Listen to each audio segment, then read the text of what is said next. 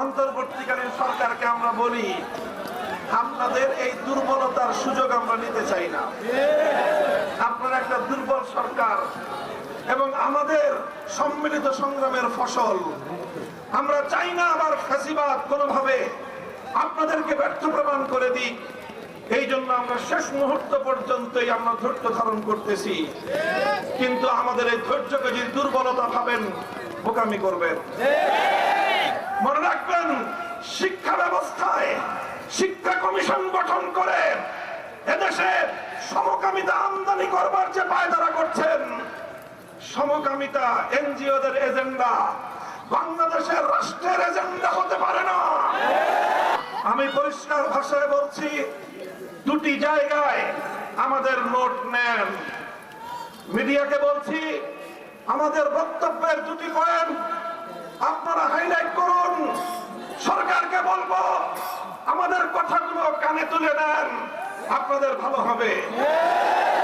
প্রথম কথা, শিক্ষা কমিশন নামে যেই কমিশন গঠন করা হয়েছে, এর মধ্যে সমকামিতার প্রমোটকারী যারা রয়েছে তাদেরকে শিক্ষা কমিশন থেকে বাদ দিন।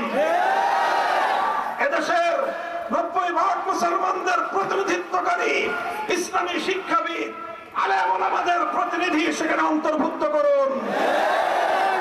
এটা আমাদের আবদার নয়, এটা আমাদের অধিকারের কথা। আজকে এই জেলা শহরের মঞ্চ থেকে বলছি, কয়েকদিন পর ঢাকার শহরে বলবো, এরপরে শাপলা চত্বরে যাব। এরপরে যদি আমাদের কথা কর্ণপাত না করা হয়, তাহলে গণভবন, বঙ্গভবন কোনো কিছুই 71-এর চেতনাকে দুপায়ে তোলে 72-এর চেতনা তৈরি করে, সেই 72-এর চেতনাকে 71-এর চেতনা বলে বাংলাদেশের মানুষকে গেলাবার চেষ্টা করা হয়েছে।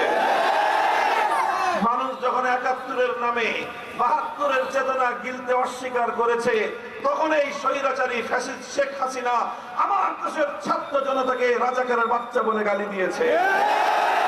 আমার দেশের 4 কোটি সাহসী বীর ছাত্র জনতা সেদিন বলেছিল, অধিকার চাইলে যদি রাজাকার হতে হয়, তাহলে আমি কে, তুমি কে?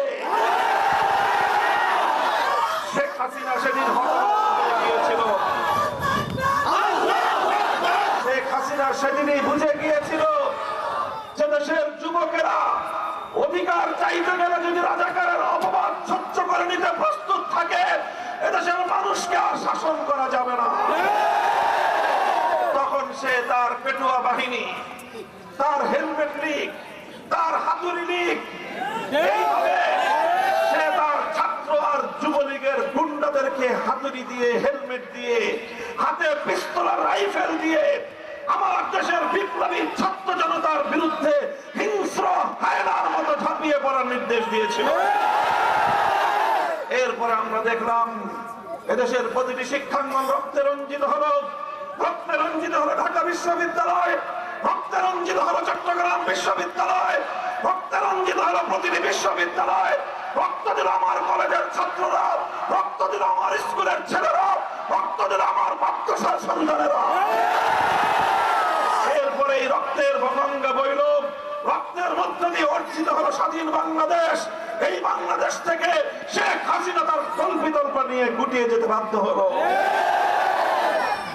শেখ হাসিনা এমন এক নিকৃষ্ট দৃষ্টান্ত স্থাপন করেছে, আমার দুঃখ হয়, আফসোস হয় একটি ঐতিহ্যবাহী রাজনৈতিক দলের নেতা কর্মীদের জন্য, যে তারা কি করে এদেশের মানুষের সামনে আবার মুখ দেখাবে, কোন মুখে তারা আবার আওয়ামী লীগের নাম উচ্চারণ করবে। বাংলাদেশের মানুষ আন্দোলনের মুখে আরো অনেক সরকারকেই পরিবর্তন হতে দেখেছে।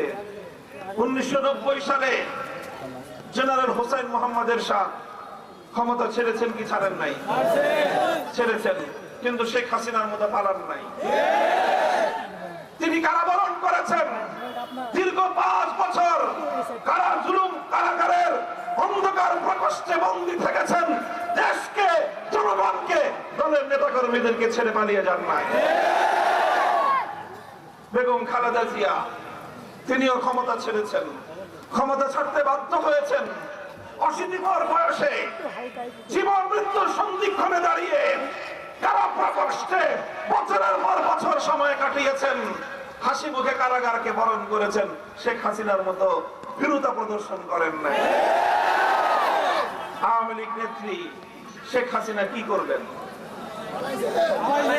একটাবার বাংলাদেশের মানুষের কথা ভাবেন নাই। আওয়ামী লীগের কোন নেতা কর্মীর কথা তিনি ভাবেন নাই। কেন ভাবেন নাই? আওয়ামী লীগের মধ্যে যদি কোনো বিবেকবান বুদ্ধিমান কোন নেতা কর্মী থেকে থাকেন, কথাটা একটু আপনারা নিজেরাই চিন্তা করবেন। কেন শেখ হাসিনা আপনাদের কথা ভাবলেন না? কারণ শেখ হাসিনা শুধু বাংলাদেশের মানুষের কাছ থেকে প্রতিশোধ নেন নাই, শেখ হাসিনা আওয়ামী লীগের কাছ থেকেও প্রতিশোধ গ্রহণের রাজনীতি করেছেন। কারণ শেখ হাসিনার ক্ষোভ ছিল যে 1975 সালে তার বাবা শেখ মুজিবুর রহমানকে হত্যা করেছিল আওয়ামী লীগ। আওয়ামী লীগের নেতা কর্মীরা শেখ মুজিবুর রহমানকে হত্যা করেছিল। সেদিন থেকেই শেখ হাসিনা ঘোষণা দিয়েছিল, শপথ করেছিল, যারা তার বাবাকে হত্যা করেছে তাদের কাছ থেকে তিনি প্রতিশোধ গ্রহণ করে ছাড়বেন। তিনি স্বাধীন বাংলাদেশ দেখতে চান নাই। তিনি চেয়েছিলেন বাংলাদেশের বুকের উপর দিয়ে আরেকটি দেশকে বিনামূল্যে ট্রানজিট প্রদান করতে। তিনি বাংলাদেশকে চেয়েছিলেন আরেকটা দেশের অঙ্গরাজ্য বানিয়ে নিজে মুখ্যমন্ত্রী হতে। এই হলো দেশের বিরুদ্ধে, জনগণের বিরুদ্ধে তার প্রতিশোধ। আর আওয়ামী লীগের বিরুদ্ধে তার প্রতিশোধ তিনি বলেছিলেন 1975-এর 15ই আগস্ট আমার বাবার লাশটা ওই ধানমন্ডির 32 নম্বরে পড়ে থাকলো দিনের পর দিন। এত বড় দল, হাজার হাজার লক্ষ লক্ষ যার নেতা কর্মী, কই আওয়ামী লীগের কেউ তো সেদিন এগিয়ে আসলো না। আওয়ামী লীগের নেতা কর্মীরা আপনাদের সেদিনই বোঝা দরকার ছিল, এই নেত্রী আপনাদেরকে বাস দেওয়ার জন্য নেত্রী হয়েছে। এবং তিনি 5ই আগস্ট সেই ঘটনাটা ঘটিয়ে আপনাদের কারো কথা চিন্তা করেন নাই। শুধু নিজের বোন একটা ছিল সাথে, আর ছেলে মেয়ে তো আগেই পাচার করেছে। মেয়ে একটা ছিল, ওটা আগে ইন্ডিয়া সেটেল করেছে, ছেলেটারে আরেক জায়গায় সেটেল করেছে।